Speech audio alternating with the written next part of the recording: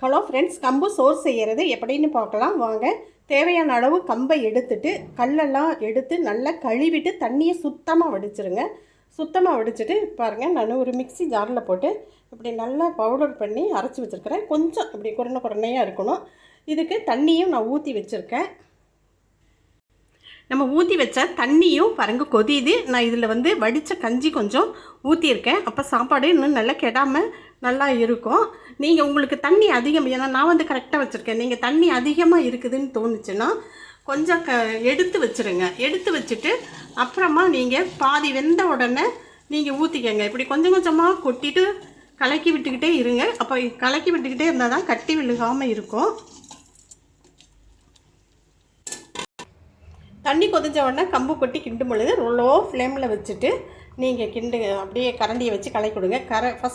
First செய்கிறீங்கன்னா நீங்கள் மத்து வச்சு நல்லா அப்படியே கலக்கி விடுங்க. நான் அடிக்கடி செய்கிறதுனால இந்த கரண்டியவே வச்சுக்கிட்டேன். பாருங்கள், இந்த அளவுக்கு நல்லா கெட்டியாக இருக்குது. இப்போ இது வேக வேக உங்களுக்கு அதில் உள்ள குருணை எல்லாம் நல்லா வெந்து கரெக்டாக ஆயிரும். உங்களுக்கு தண்ணி அதிகமாக இருக்குது அப்படின்னு தோணுச்சுன்னா ஒரு பாத்திரத்தில் எடுத்து வச்சுட்டு அப்போ தேவைப்படும் பொழுது கம்பு வேகலைன்னா சாப்பாடு அப்போ தண்ணியை ஊற்றி நல்லா கலந்து விட்டுருங்க. குறைவாக இருந்தாலும் உங்களுக்கு அதில் ஒன்றும் பிரச்சனை வராது. தண்ணி அதிகமாக இருக்க இன்னும் எந்த கவலையும் பட வேண்டாம். இப்போ நல்லா கலக்கி விட்டுட்டேன். நல்லா இப்போ மூடி போட்டு லோ ஃப்ளேமில் வச்சுட்டு மூடி வைக்கலாம். ஒரு 10 நிமிஷம் அப்படியே வேகட்டும். இடையில் 2 தடவை அப்படியே நல்லா கலந்து விட்டுக்கலாம். மத்து வச்சுருந்தீங்கன்னா மத்தில் அப்படியே நல்லா மசிச்சு விட்ட மாதிரி பண்ணுங்கள். நல்லா வெந்துடும். அப்புறம் பார்க்கலாம். சாப்பாடு நல்லா வெந்துருச்சு பாருங்கள். இப்படி நீங்கள் எடுத்துகிட்டு கொஞ்சமாக இப்படி எடுத்து நசுக்கி பார்த்தீங்கன்னா அந்த குருணையெல்லாம் நல்லா வெந்துடும். அப்போ நீங்கள் ஸ்டவ்வை ஆஃப் பண்ணிடலாம். நானும் ஸ்டவ்வை ஆஃப் பண்ணிட்டேன். கொஞ்சம் நல்லா ஆறட்டும். ரொம்ப சூடாக இருக்குது. அப்புறம் நம்ம பார்க்கலாம்.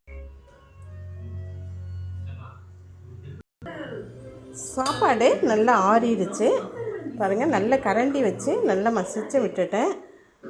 இதை நீங்கள் உங்களுக்கு பிடிச்சமான குழம்பு நீங்கள் செஞ்சும் இதை சாப்பிட்லாம். எடுத்து போட்டு தயிர் ஊற்றி கரைச்சும் இதை நீங்கள் சாப்பிட்லாம்.